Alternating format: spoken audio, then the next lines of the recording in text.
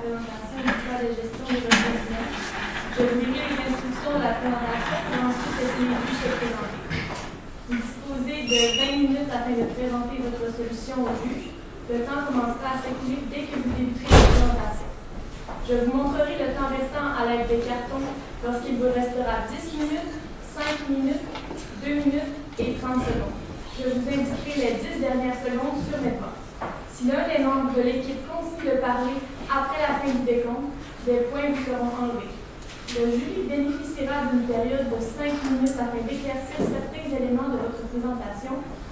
Veuillez noter que lors de la période de questions, si un membre de l'équipe est en train de parler lorsque le temps est complètement écoulé, il est autorisé à terminer sa phrase. Je laisserai donc les juges se présenter et par la suite, vous pourrez débuter. Bonne présentation. Oui, moi c'est Marie-Hélène David, cofondatrice de Canva. Mylène Cusson, cofondatrice aussi. Bonjour, Christina Stellini, vice-présidente ressources humaines, Banque nationale. Claudine Contreras, enseignante à l'ESC. On se rend compte de plus en plus que l'humain est au cœur de l'organisation. On veut donner un sens aux employés pour qu'ils se sentent impliqués et motivés. C'est pourquoi nous sommes ici aujourd'hui pour aider votre entreprise Canva à relever les défis auxquels vous faites face. Donc, sans plus tarder, je présente mon équipe, Maud Roy, Claude Joly et moi-même, Francis Provenchon. Donc, notre mandat aujourd'hui, c'était sur 4 points assez précis. Donc, choisir l'usine idéale pour vous. Vous êtes dans l'expansion, vous voulez choisir une autre usine. Donc, vous allez demander de vous conseiller à ce niveau-là. Gérer plus efficacement le temps à l'atelier de Québec également. Trouver le profil d'employé idéal pour Canva et améliorer l'équilibre vie personnelle et professionnelle de vous deux, dans le fond, qui est des jeunes mamans. Oh, donc, l'heure du jour, je vais le dire au clic. L'heure du jour, on va vous présenter la situation actuelle et désirée en bref. Je sais que vous ne vouliez pas qu'on s'attarde à ça, mais on va quand même la présenter un petit peu. Puis, s'attarder aux écarts entre la situation actuelle et désirée. On va vous présenter par la suite 3 stratégies. On va vous les mettre sur un échéancier et vous dire une légère perspective d'avenir.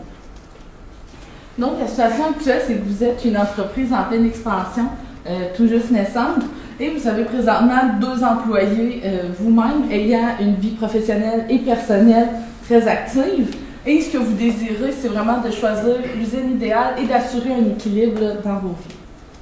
Donc, quels sont les écarts? Premièrement, il y a une surcharge de travail, comme vous êtes une entreprise en expansion et que vous êtes les 2 seuls qui sont présentement.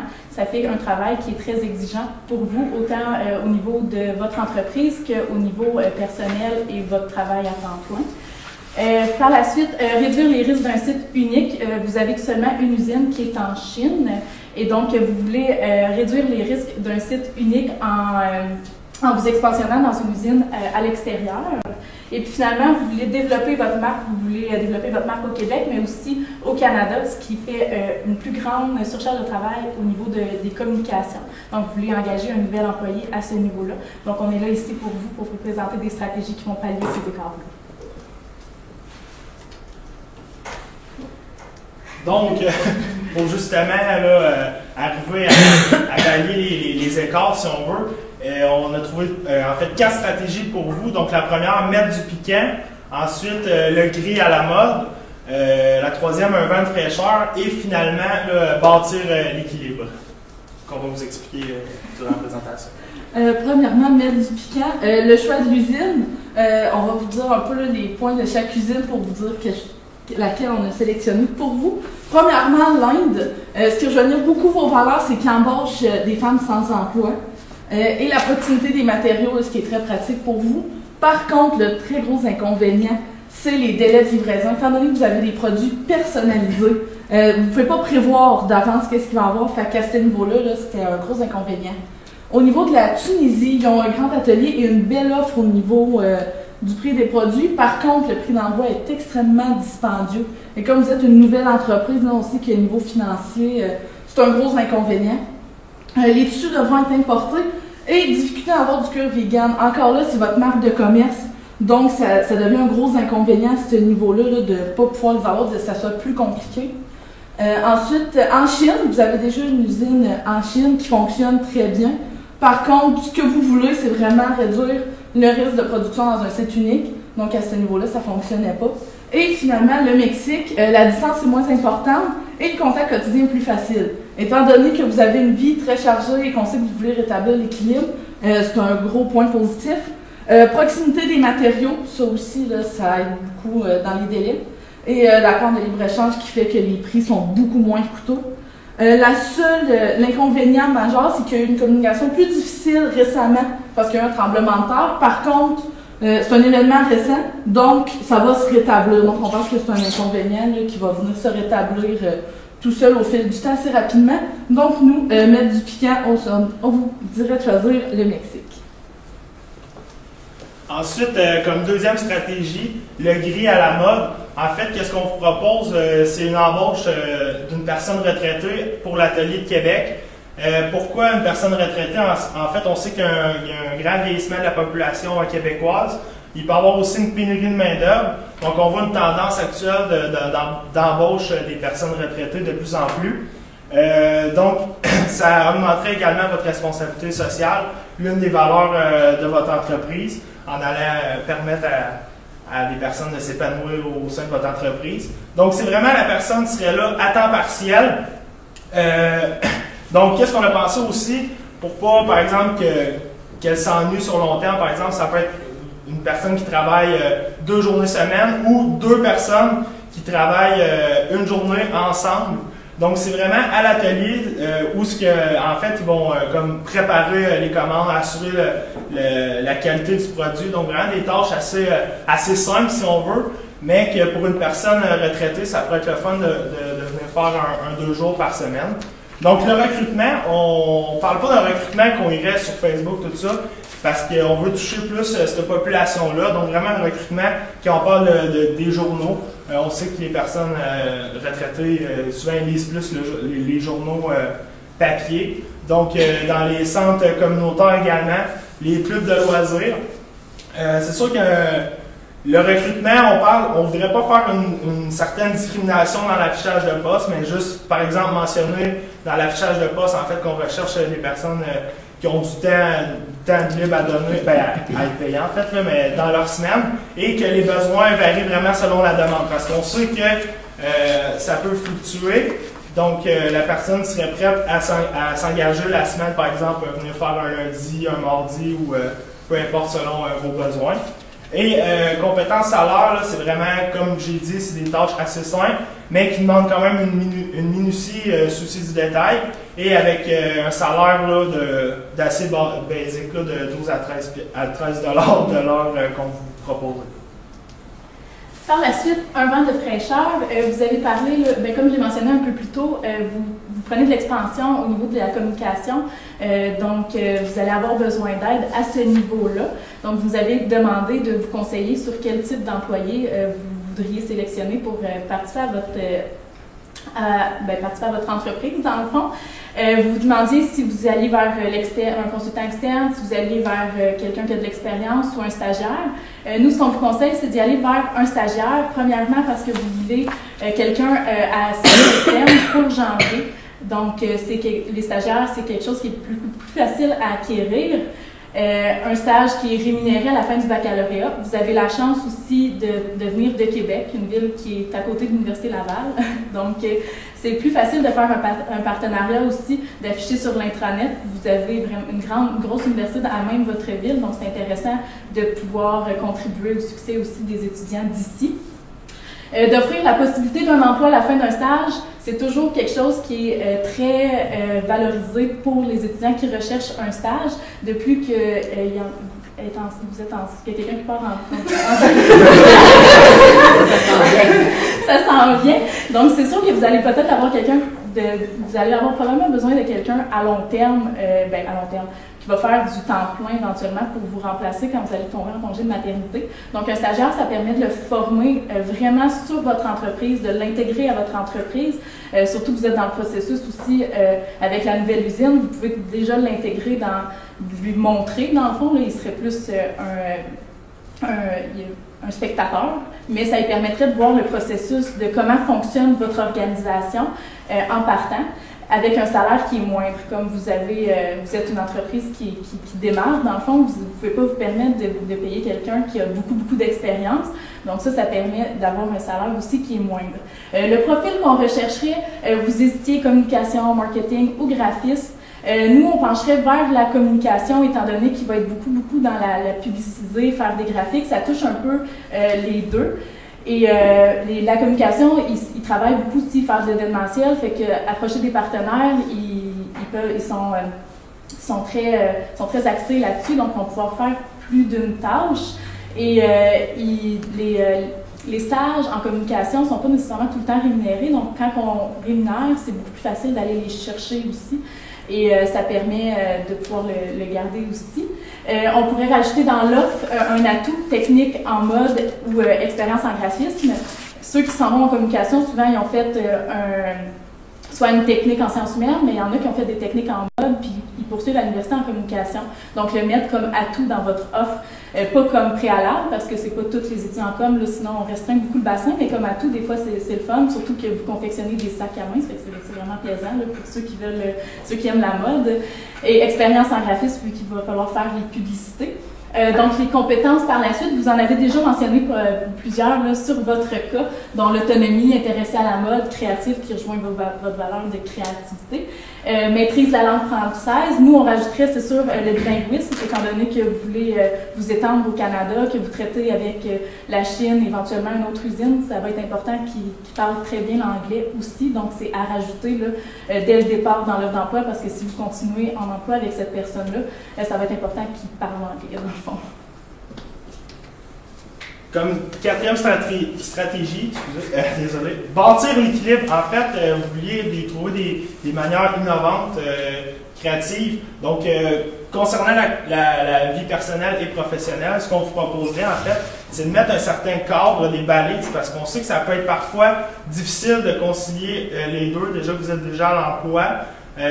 Donc, ça peut être en fait, le travail peut prendre le dessus sur la vie personnelle. Donc, qu'est-ce qu'on vous proposerait? En fait, c'est de s'asseoir premièrement et d'établir avec vous deux qu'est-ce que vous voulez vraiment. En fait, par exemple, qu'est-ce qu'on vous propose? C'est un samedi de congé ou sauf s'il y a urgence et grosse période, en fait, de dire le samedi, par exemple, on touche à rien concernant l'entreprise.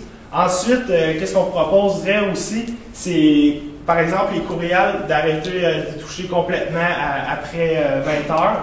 Donc, on sait qu'on peut être porté souvent à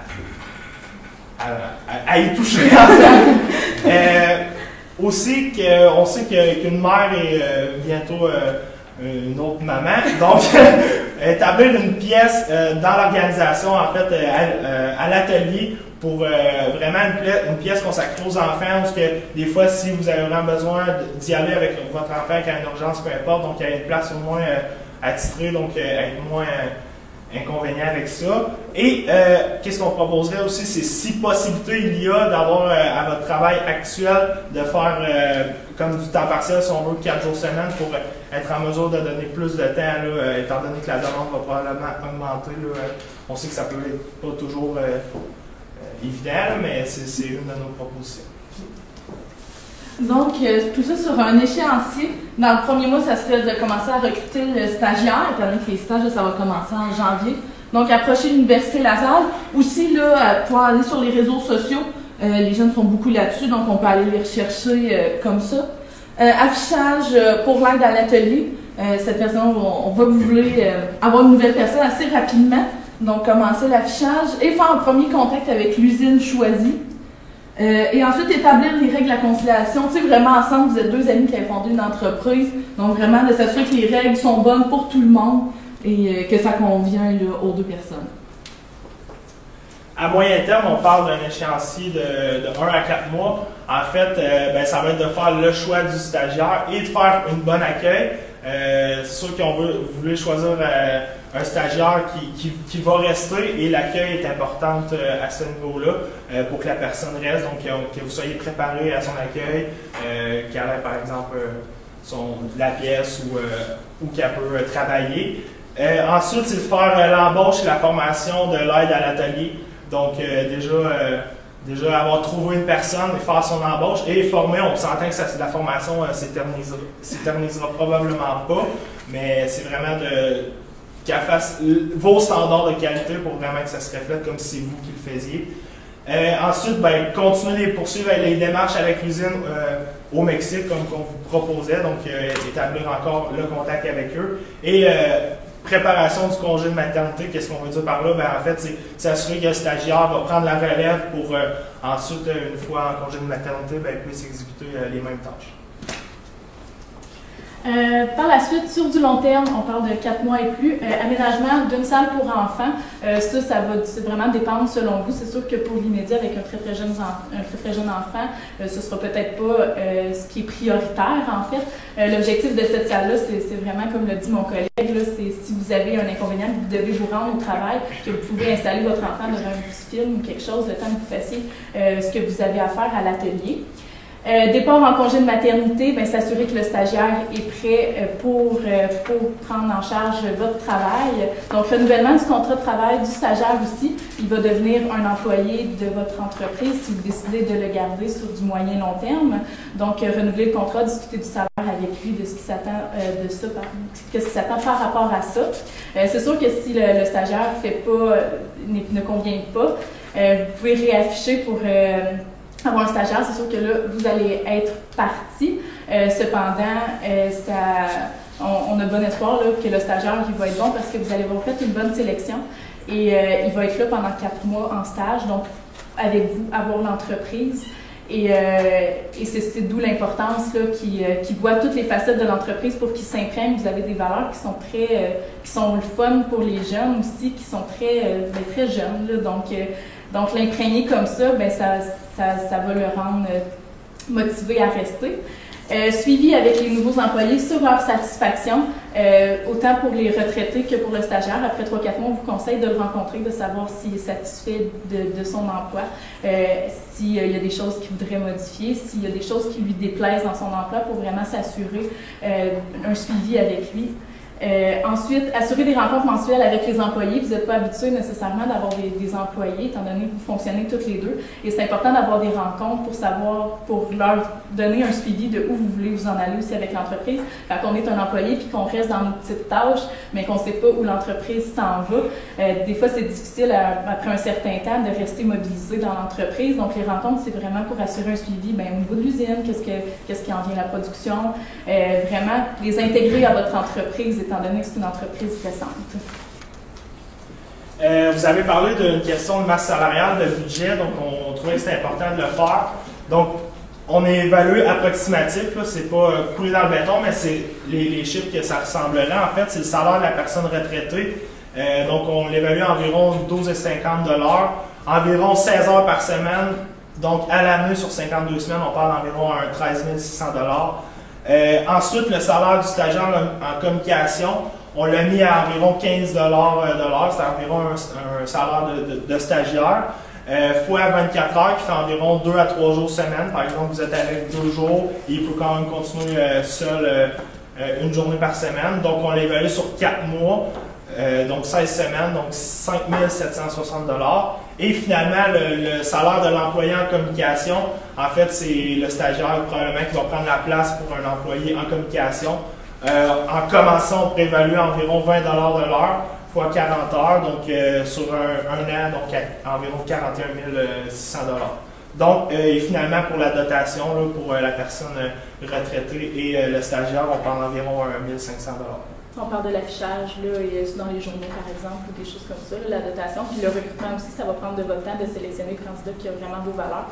Donc, c'est pour ça à peu près 1 500 $, tout dépendant combien de temps ça va prendre à trouver le retraité. Là où les retraités, comme l'a dit mon collègue, ça peut être 2 personnes à 1 journée par semaine qui font le travail ensemble, remplir des sacs et des choses comme ça, c'est fun des fois de faire à 2. Puis les personnes plus âgées sont bien attirées par le bénévolat, par exemple. Donc, c'est sûr que le faire à 2, si 2 se présentent, 2 candidatures, que c'est 2 amis, mais des fois, ça fait juste comme une ambiance plus familiale, du team building, c'est toujours positif dans cette entreprise. Donc, en conclusion, aujourd'hui, on vous a présenté 4 stratégies: mettre du piquant, le gris à la mode, un vent de fraîcheur et bâtir l'équilibre Tout ça pour vraiment là, venir soutenir la croissance de votre entreprise pour que vous puissiez là, continuer à vous étendre dans le Canada. Donc, une légère perspective d'avenir, dans le fond, premièrement, le développement au Canada. Par ailleurs, on a marqué emploi à temps plein dans votre entreprise. Là, c'est une petite entreprise, vous pouvez vous permettre de garder votre emploi, mais à moyen long terme, dans 5-10 ans, si ça devient une grande entreprise, il va falloir penser à vraiment investir votre temps. Surtout si vous avez prévoir un plus grand nombre d'employés. Si vous agrandissez, vous avez plus d'employés. Donc, les gestionnaires, il faut qu'ils soient présents aussi. Donc, nous sommes maintenant prêts à une période de questions.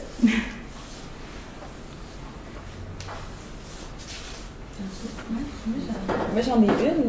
Dans votre stratégie d'embauche d'un stagiaire, vous parlez d'un stagiaire comme d'un stage en fin de bac, mais nous, on cherche pour janvier. Donc, comment vous faites pour pallier, comment on fait pour trouver un stagiaire durant... Ils n'auront pas fini leur session, ou du moins, ils vont commencer peut-être leur dernière session de bac. Mais il y en a qui cherchent des stages pour janvier, en fait. Là, étant moi-même en fin de bac, je suis un peu au courant de ça.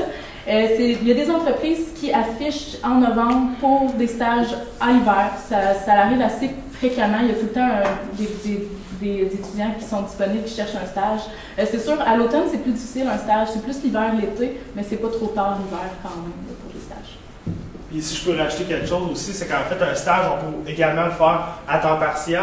Donc, si la personne travaille 2 à 3 jours semaine chez vous, elle peut quand même faire 2 à 3 cours, par exemple, continuer à l'université en même temps. Puis, dans tous les enjeux qu'on a présentés, c'est lequel qui est le plus important qu'on doit travailler dès demain matin? Je pense que c'est la recherche du stagiaire. En fait, afficher assez rapidement le stage, là, étant donné que vous le voulez pour janvier, je pense que c'est la date qui est la plus rapide. Vous n'avez pas vraiment mis de date pour ce qui est de l'usine, donc je ne sais pas c'est quoi vos prédictions pour le choix de l'usine. C'est pour ça que la sélection du stagiaire, je pense que c'est ce qui est primordial pour l'instant. Pourquoi c'est plus urgent que l'embauche de la personne qui va donner un soutien dans les opérations? Ben, en fait, je dirais que ça serait surtout de former la personne pour que à son départ en congé de maternité, elle soit en mesure qu'il y ait une bonne relève, si on veut, que le stagiaire continue à prendre vraiment l'emploi pour que tout soit dans la qualité. Donc, c'est vraiment pour assurer la relève. Mais c'est sûr qu'on a mis l'embauche aussi de l'emploi à court terme, qui est aussi important, mais ça reste que c'est un besoin sporadique que vous mentionnez. Donc, c'est sûr que, alors que le congé de maternité, c'est quelque chose qui arrive assez rapidement, c'est pour ça qu'on l'a mis avant. Mais les deux sont assez importants étant donné qu'on les a mis dans le court terme. Vous avez proposé de prendre un stagiaire, une personne vieillissante pour être capable de faire des choses techniques. Sur quels critères est-ce que vous avez rejeté les autres options? Sur quels critères vous avez rejeté les autres options? Oui, bien en fait, comme c'est un besoin sporadique et que c'est un besoin qui a augmenté, engager quelqu'un sur un besoin sporadique, ça aurait pu occasionner un emploi qui a beaucoup d'un haut taux de roulement. Une personne qui est à la retraite, il y en a quand même de plus en plus. Et s'ils n'ont pas de travail une semaine, ça ne leur dérangera pas, ils vont être là la prochaine semaine parce que leur salaire n'est pas basé sur ce qu'on offre. Donc, c'est pour ça qu'on a vraiment misé sur Je comprends pourquoi vous avez choisi cette option-là. Je vous demande de me donner les critères, pourquoi vous avez rejeté les autres options. En fait, on avait pensé aux étudiants en partiel qui préfèrent un peu les autres options étant de délocaliser. Oui. Ben c'est la qualité, en fait. Étant donné que ce que vous offrez, c'est quelque chose de très, très personnalisé et que vous voulez garder un certain contrôle, là, vous faites des fiches à la main, puis vous prenez soin de bien emballer les sacs. De faire ça à l'externe, on ne peut pas s'assurer de la qualité, puis c'est shippé directement au client, merci. Donc, ça reviendrait coûteux si jamais là, la qualité commence à descendre, ça devient difficile de faire le contrôle qualité. C'est pour ça que nous, on gardait ça à l'interne, puis ça rejoignait aussi la responsabilité sociale qui est de redonner à la société ici, là, qui est une population vieillissante. Là. Donc, on voulait vraiment aligner la stratégie à vos valeurs. C'est pour ça qu'on a choisi.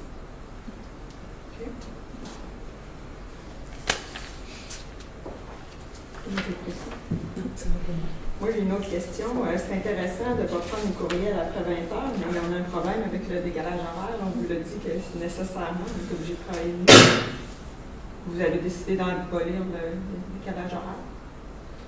Ben, dans le fond, c'est une stratégie qui s'adapte. C'est d'aller voir, tu sais, c'est de se fixer soi-même une certaine heure après laquelle on va pas voir nos courriels.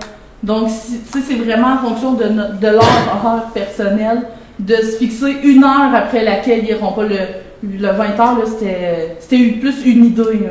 C'est à eux de voir à partir de quelle heure ils veulent arrêter les courriels. Si je peux rajouter, c'est sûr que si vous êtes dans un processus de grosse production parce que vous avez une grosse demande, vous pouvez y aller si si vous savez que ça va être urgent, mais rien ne vous empêche d'y répondre le lendemain matin non plus là, si c'est pas nécessairement urgent. Le principe est de vraiment faire une barrière entre la vie professionnelle et la vie familiale. C'est facile avec nos téléphones cellulaires, nos téléphones intelligents, là, de rentrer le travail à la maison. C'est plus difficile de faire une ligne entre les deux. Puis des fois, c'est ça qui devient pesant. Puis c'est ça qui fait en sorte que ça l'amène à une surcharge. Donc, c'est vraiment juste de faire une barrière entre les deux. Merci. Merci.